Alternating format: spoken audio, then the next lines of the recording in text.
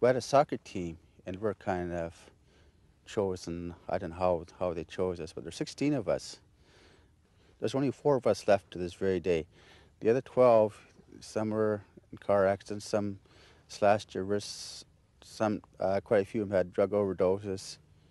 Every one of them died a violent death, and every one of them was sexually abused by their brothers in the residential schools.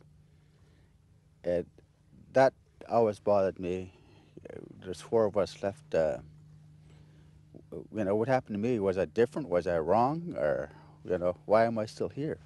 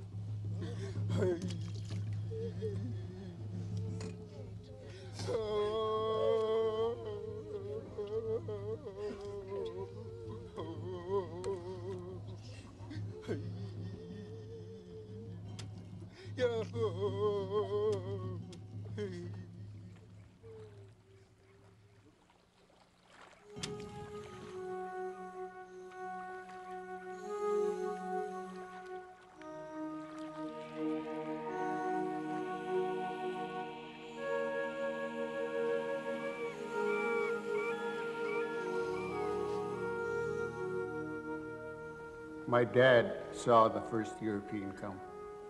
He was a little boy. My grandfather opened his arms up, come into my home, showed him how to hunt, showed him how to fish, showed him how to survive through the hard winters they had. Pretty soon more and more Europeans come. Pretty soon they banned our lawn houses. Anybody that practiced their spiritual dancing, they were jailed for it.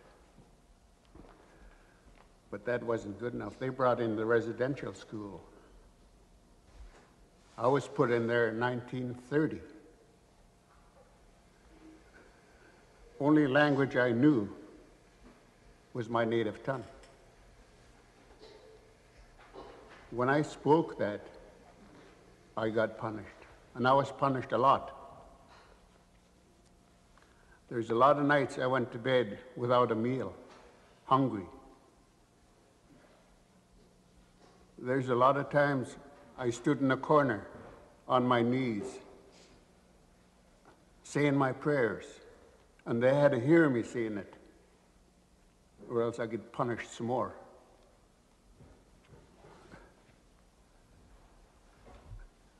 My parents were threatened if I didn't go to that school. They were going to be put in jail. The Indian agent and the police were there. So I had to go. Everything that we learned, everything that we heard about our community and about our people was negative. The only way we were going to succeed was to become like them,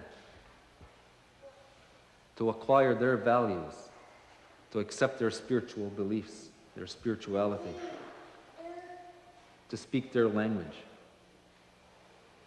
And that's what the residential schools were all about. They were designed to assimilate our people into the mainstream. And they understood that the best way of doing that was to remove us from the influence of the family. That's why they put us away for 10 months of the year. That's why they denied us our language, our culture, our spirituality. And it was at a terrific cost to our people. And we are still paying the price today. We are paying the price today, and we will continue to pay for some time to come.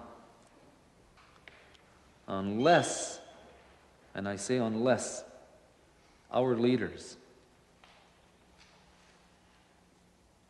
decide that healing is so critical to the future of our people. And that healing means coming face to face with the whole residential school experience.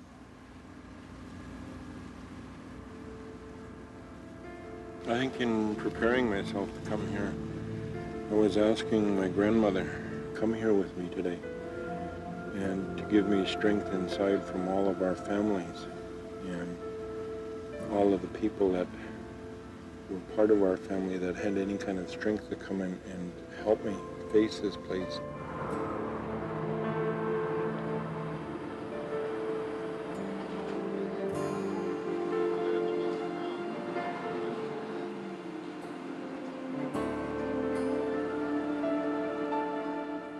Inside of myself, I knew that when I came here, that all of my memories were connected to this child that lived here so long ago. But actually coming back here, I sort of knew that I would see things that would stir other feelings. And I prayed so that I would be strong enough to face all these new feelings.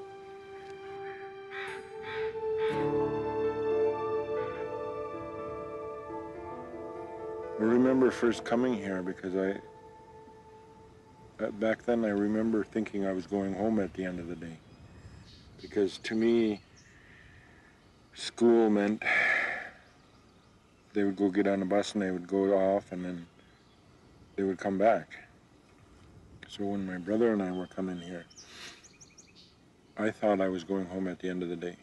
And when we came up through this way and we met all these people, all these priests and nuns, and got my number and went over to the boys' side, and all these boys were there. Got into my first fight. It was like I had enough of this now. So when I finally found my brother, we were separated because of our age, and I think they separated all brothers so that you didn't associate with family.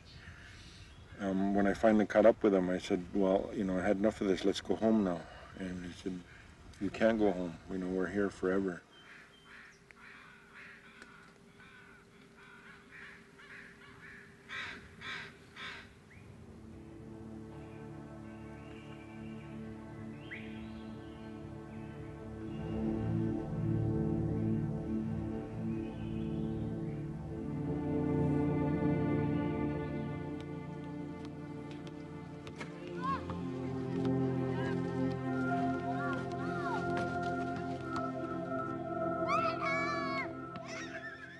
I just always thought I liked basketball, you know. And when I was in there, I could really hear the to-bamp, to-bamp, to-bamp, and having to use my right hand and dribble along that line. I had to dribble it straight before I could go and eat. And I got into the gym, and then I could remember when I was 6 and the ball was so big. And it was difficult to keep it under control, and there was all kinds of pain inside. In all my preparation in coming here today, I'd never expected to feel that.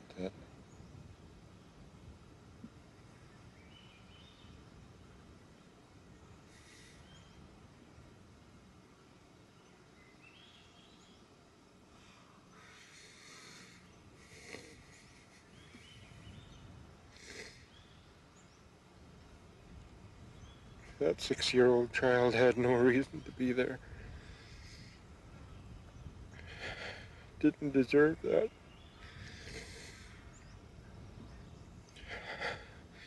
No child at that age deserved to be pushed around like that.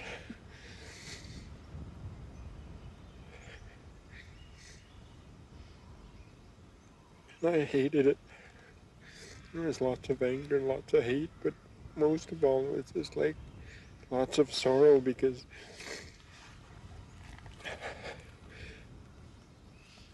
I was no longer a kid.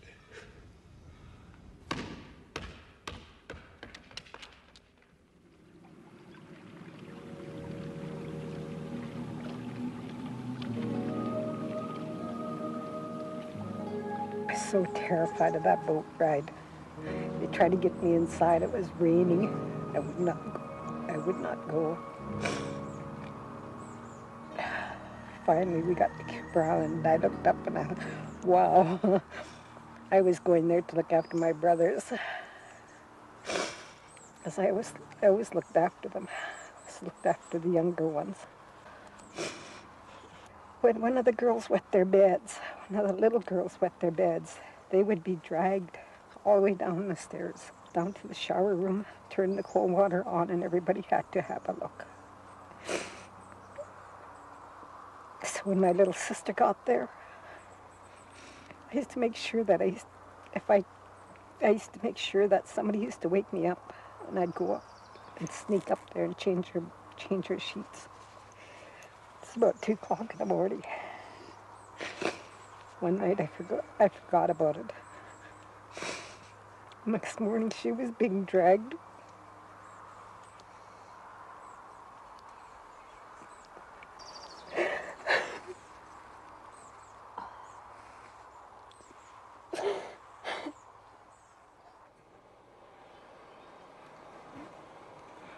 When I got beaten up in residential school, I was told not to say anything about it. I was taught not to cry, and I learned that very well. Being thrashed on the hands, on the arms, on the back. And now, to this day, I can take any kind of beating and feel nothing. I can take any kind of mental or emotional abuse and feel nothing.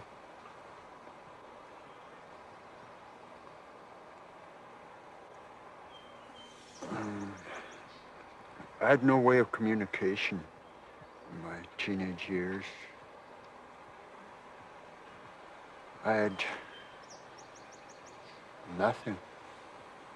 I was working, yes, but working for alcohol, that's all I was doing. So I can drink and forget about what happened to me as a child.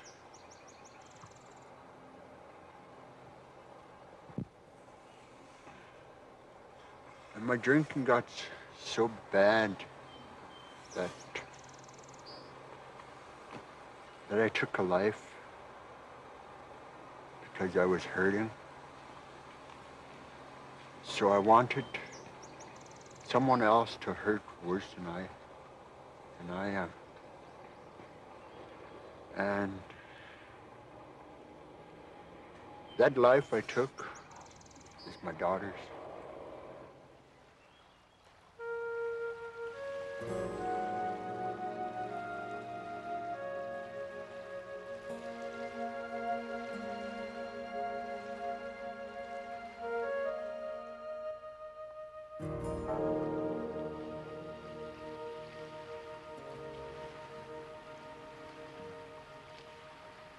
The minute you step your foot into residential school, you're given a number. And I forget what the heck mine was, 64 or something like that. But anyway, you're assigned a number, everything's numbered. Your shirt, your underwear, your pants, everything, your jacket, everything has your number on there. And we used to go down to the playgrounds. We'd play, well, especially on weekends. And when you played, you never really enjoyed yourself as much as you tried to enjoy kicking the soccer ball around or play on the swings or pitch horseshoes. You never enjoyed the game until you heard the whistle. Up on the fourth floor, the brother would come out and he'd blow the whistle. And all he'd do was shout at number 34, 10, any number you wanted, any number he wanted. And you knew darn well that boy had to go up, and he spent the rest of the afternoon with the brother up in his room to entertain the brother. And you know what's happening to that person in that room. And after a person was chosen, then we could play at ease because you knew you weren't going to be next. Your number then come up.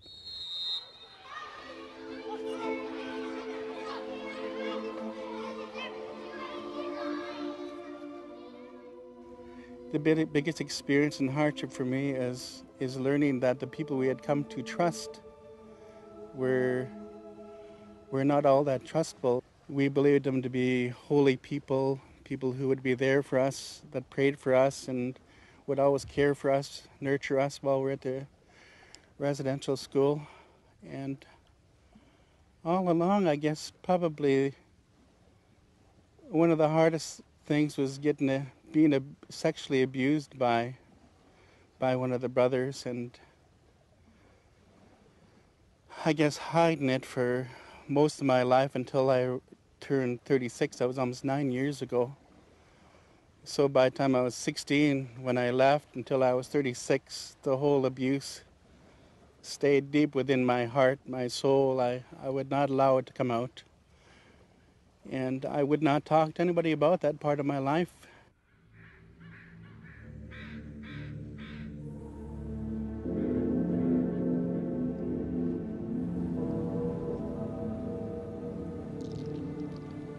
Sometimes your brother or the priest would come in, and you kind of hear their beads, and they would come in, and you're laying there, and then you'd hear them whisper, hush now.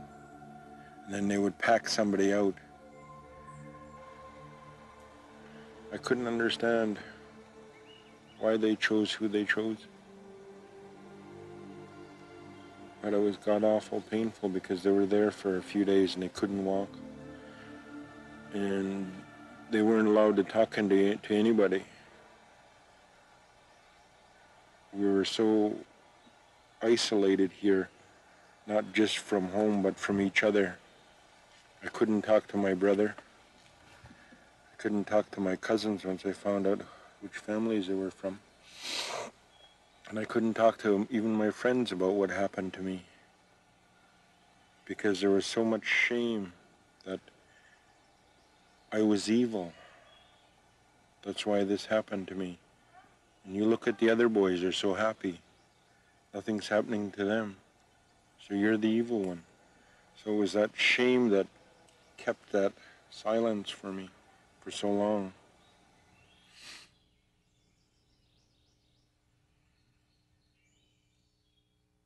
I really feel that they were hypocrites of the worst kind for the things that they'd done to Aboriginal people who were forced to go to the residential school, who had no choice, and who really didn't know how to respond to all their advances and all their actions they carried out. I felt so helpless. I was a little guy, and I thought, well, maybe this is what religious people do.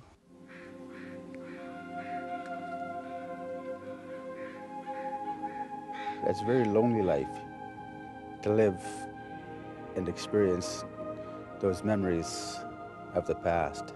It's a bad dream. It doesn't go away.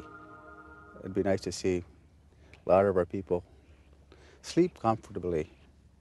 I know a lot of people are just as goddamn miserable as I am after 10 beer. The stories I hear, and some of my friends laugh at them, make fun of them because they're perverts. They're in the residential schools, perverts in the past. They weren't perverts. They're abused. And a lot of my friends are crying out for help, and yet nobody hears them. And yet, the hardest part is we all seem to cry out for help, but when the help is there knocking on the doorstep, we don't respond. We don't go answer the door. We just want to keep it inside us again. Why? We don't know how to talk about it, I guess. Our peoples used to have talking circles a long time ago, you know, and it generally wasn't for hard times. It was for decision making, and they always had talking circles, family circles, where, you know, how was your day today? What, you know, what was the best things that you did today? What was the worst things that happened to you today? And they got rid of all these feelings. So in the past 150 years, we've become accustomed to hanging on to our feelings and not saying nothing. So with bringing back the custom of the talking stick, it just felt like that I wanted to do this one. And the otter here is on top. And the human figure would be myself here. And then the different faces here would be also myself, as to the different parts of me, different moods, and the anger and the pain and stuff. But the otter here being one of my favorite characters, be the fisherman in me, because I'd rather be fishing in any situation, you know, like today.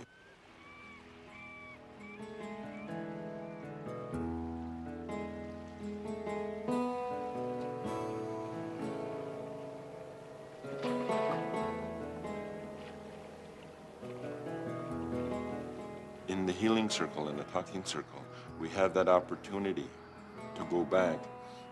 And the wonderfulness of it is that we can go into a talking circle every day and talk about the same kind of pain until we are done with it. Because in today's world, if you go and talk to some therapist or somebody and you tell them a problem and you go back the next day and, oh yeah, you said that before, yeah, you know, get on with it, get over it, you know. And most of us need that time until we are done with it. We talk until we are done with it, and it's healing.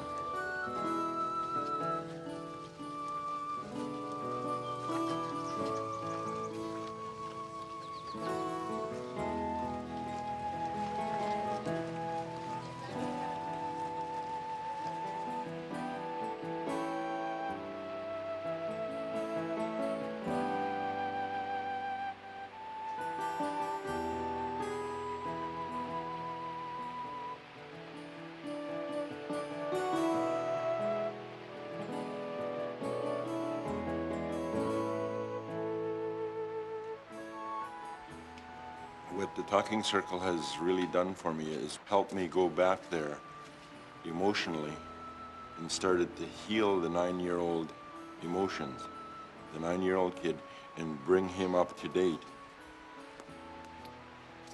Quitting drinking was the first part of it. that was how I answered everything, was to take a drink, get drunk, and then all of my feelings would come out. In order to change all of that, I had to understand that there was an awful lot of feelings that were controlling why I drank. And modern day world thinks that if you can get rid of the alcohol, then you have a better person. But in my own life, before I stopped drinking, I was a drunken, and then you can fill in the rest of that. And then when I sobered up, I was a sober one. And it was not nice. I mean, I was still as miserable, I just didn't drink. So I started to understand there was more to sobering up than just quitting drinking. Then I started to awaken to a new life and what there is out there.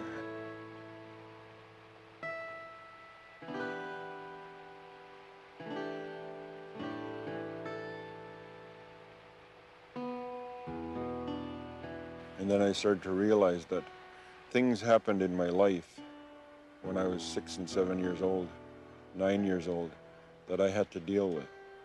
Now being 35, when I quit drinking, I had to look back on that stuff and deal with that.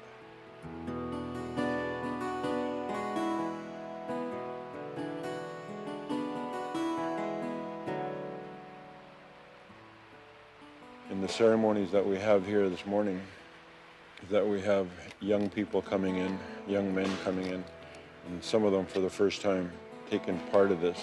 And it's really exciting to see because I quit drinking and I started changing my life at 35. Some of these guys are wanting the change of life, 17, 18 years old. Many of us can remember the first time we went into the sweat. There's a lot of feelings that happen when we're the first time in there because really we don't know what's going on. And we ask the Creator and the Eagle Spirits to take our prayers in the sweat, take it above to the Creator and help us understand. The eagle feather is just like a human being. It's like you and I. If you look at it, it has a backbone here, just like all of us.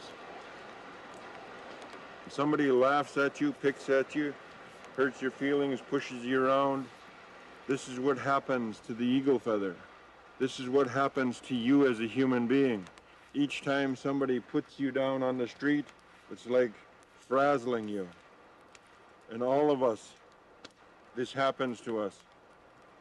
A part of what Talking Circle and the Sweat Lodge is all about, it's about healing. So if you take a look at the feather now, it's all frazzled. Lots of people would look at it and say, not a nice feather, throw it away. But like the human being, with a little care, if somebody laughs at you and you go to a talking circle and talk about the feelings there, you start to heal. Like the eagle feather. As you start to take care of it, it all goes back like nothing has ever happened to it.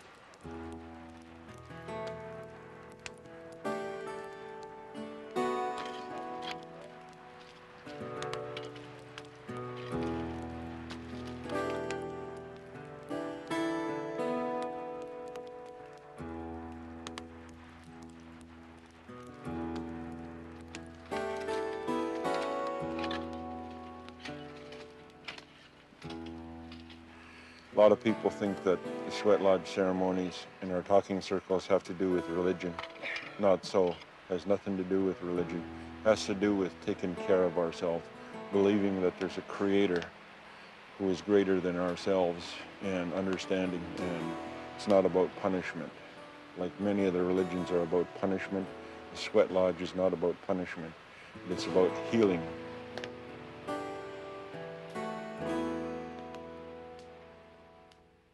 I made the first step was admitting I have a problem. With the Catholic schools, with the residential schools, and that was my first step, and I have yet to encounter my second step, which is probably the biggest step. Is for years, I still do it to this very day. I drown my sorrows a lot in alcohol.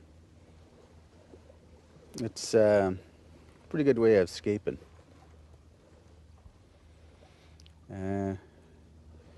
Once I can deal with the alcohol problem, which is a big factor in my life at the moment, is getting rid of it, and tackling the problems, because I know the problems are there. It's just a matter of me coming to grips with myself. It's not easy to just direct. You can see the problem, and yet you just keep hiding yourself in. I don't like to say it, but in alcohol, I do.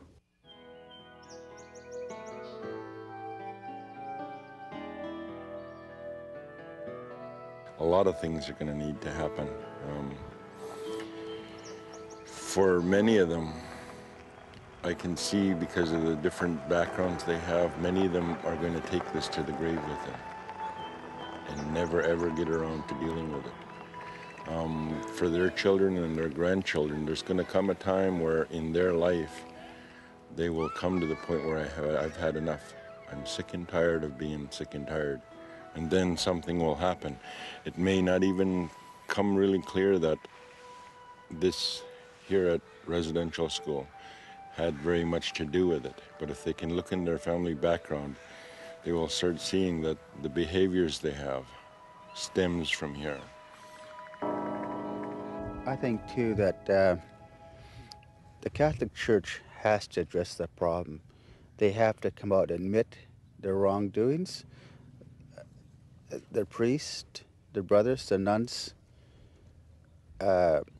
abused us in such a way that it has hurt and scarred a lot of people. They have to come out and acknowledge, recognize that there is a problem. Once they do that it'll help us, I think, too. Part of our healing process is the Catholic Church saying, yes, we screwed up.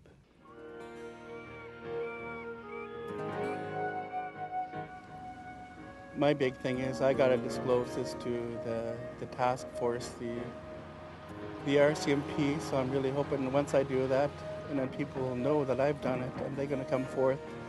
And then once that starts to happen, then all our people can start healing. How's it going? No, not too bad.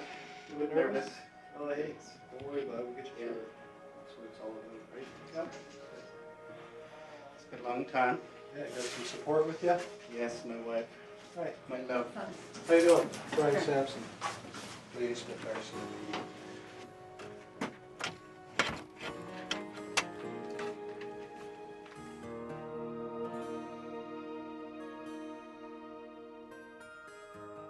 It surprises me to a point, but I think maybe I should have disclosed to my brother, because all along we probably could have been the very good support to each other, because we both came from the same residential school kind of thing, and I think we could have been very supportive in many ways a lot earlier. So That's what. yeah, That's what the residential schools set out to do. They set out to conquer us, mind, body, and spirit. They've done a pretty damn good job.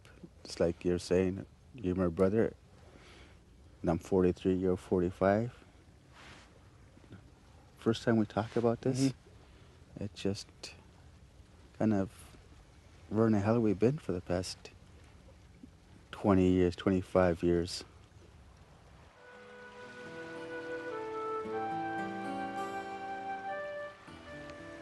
I think it's going to be a great big part of our healing is to sit back and reflect on what we talked about during the day and realize all the things that we've been through. I think that's always a big part of our lives, as we look back as to what's happened in our life, and then we want to change. So from today on, there's going to be a big change in And Tony. And Tony and He has more problems than me. yeah, I do. I work with people every day.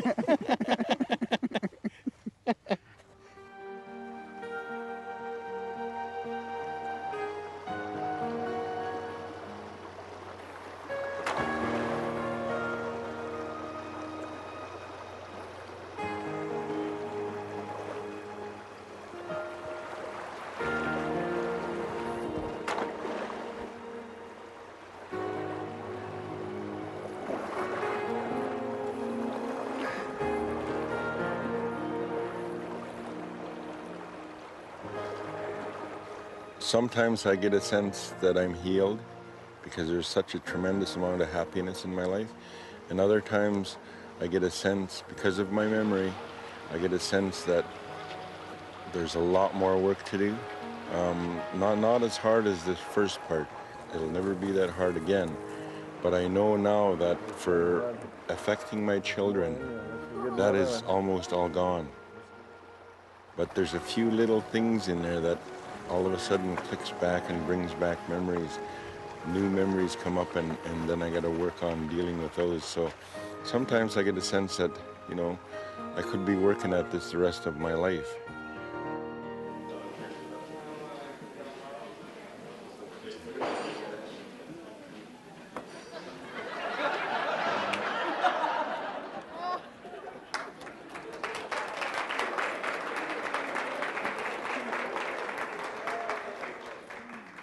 Today it's been wonderful because I stand here with pride, something I didn't have too much of in my early days. I have this wonderful pride inside looking at all your faces smiling at me. And that's wonderful. I mean, that's so exciting. Family is so important to me now. And you are all a part of my family.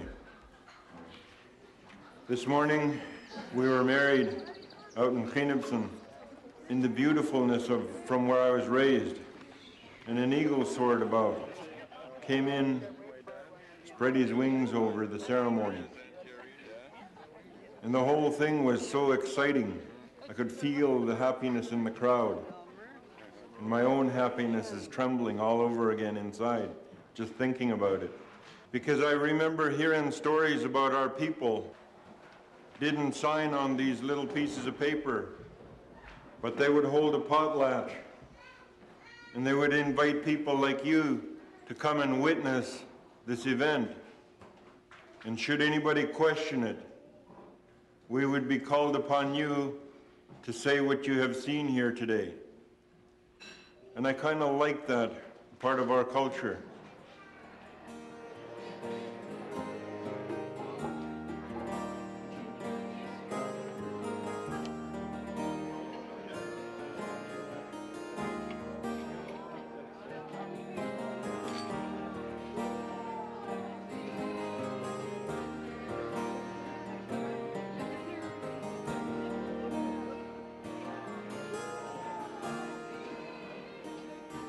I am Indian.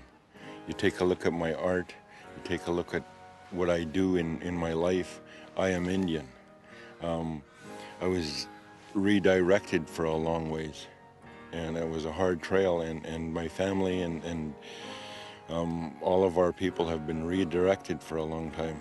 But for myself, they have failed, because here I learned that I was an idiot and I was stupid and I was dumb and I wasn't going to go very far, and all those messages stayed in my head.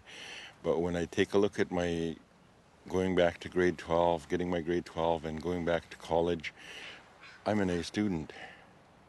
I went in and took alcohol and drug training. I got B minus, I got some A's and I got good grades. I am smart, I am intelligent. So that tells me that the messages they gave me just got in the way for a long time. And if our people are really strong at heart, they can make it this far too, to this place where I am proud to be an Indian today. I am proud to be who I am. And I am proud where my family comes from. And I'm proud of my heritage. And yeah, it's a big deterrent and it's a pain, but You know, we've survived, and all their efforts, they have failed, because I am here today.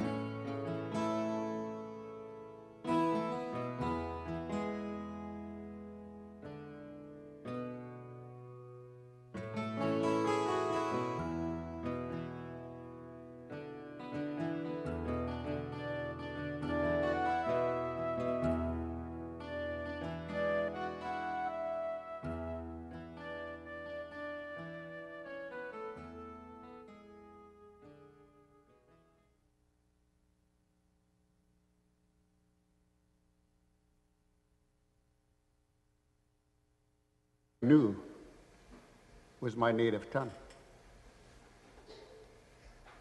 When I spoke that, I got punished, and I was punished a lot. There's a lot of nights I went to bed without a meal, hungry. There's a lot of times I stood in a corner on my knees, saying my prayers, and they had to hear me saying it, or else I get punished some more.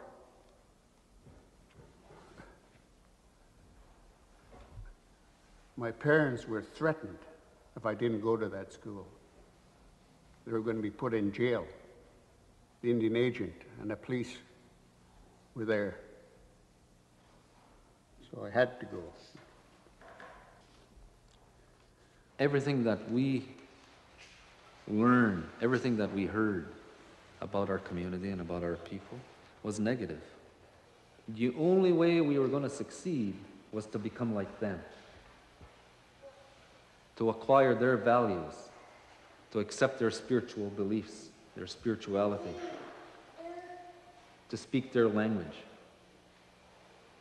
And that's what the residential schools were all about. They were designed to assimilate our people into the mainstream.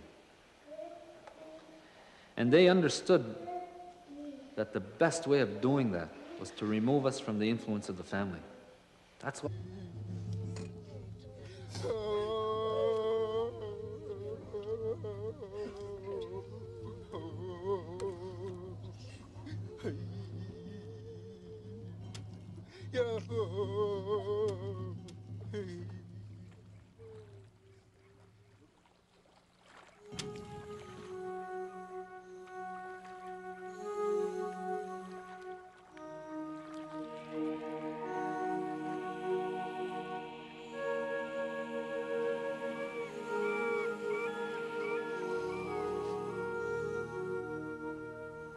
My dad saw the first European come.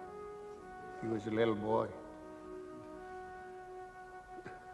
My grandfather opened his arms up, come into my home, showed him how to hunt, showed him how to fish, showed him how to survive through the hard winters they had. Pretty soon more and more Europeans come.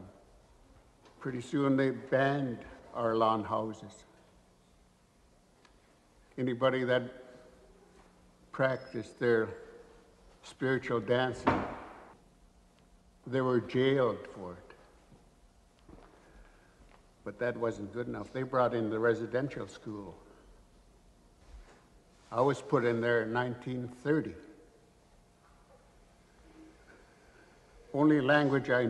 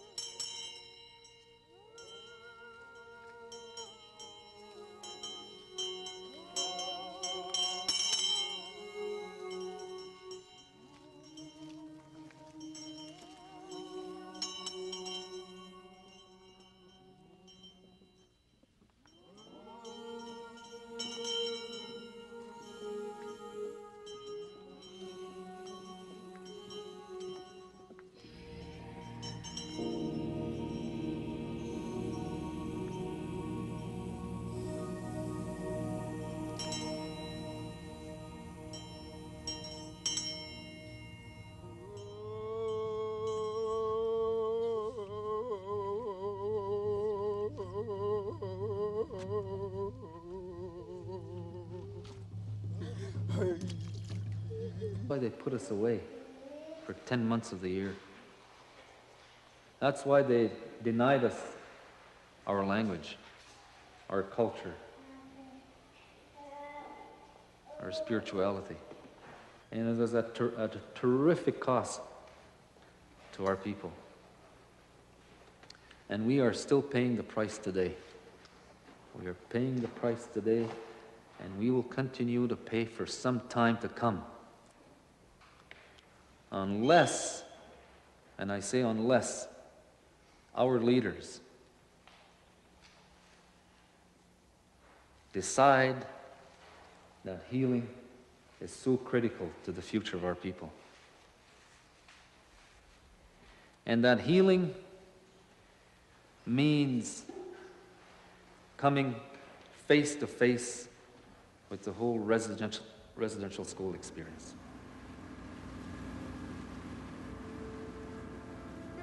I think in preparing myself to come here, I was asking my grandmother, come here with me today, and to give me strength inside from all of our families and all of the people that were part of our family that had any kind of strength to come in and help me face this place.